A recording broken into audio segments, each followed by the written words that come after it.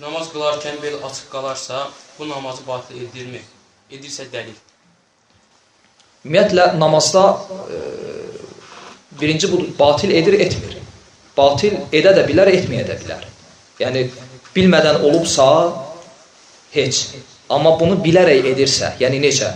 Bu bilir ki, bu paltarda qılır namaz, və namazdan qabaq bilir ki, səzdəyə geçsə, beli açılacaq. Bunu bilə-bilə bunu edirsə, namaz batildir. Amma dəlilinə qaldıqda isə, çünki namazda kişinin və qadının özünə xas övrəti var. Yəni, namazda kişinin və qadının özünə xas övrəti var. Yəni, örtüləcək yerləri və satr-ı avra, yəni övrətin örtülməsi namazın şərtlərindəndir.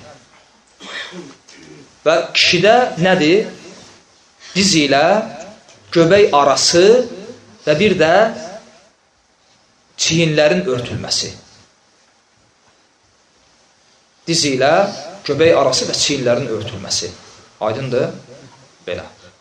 İxlasla.com saytı tərəfindən təqdim olundu.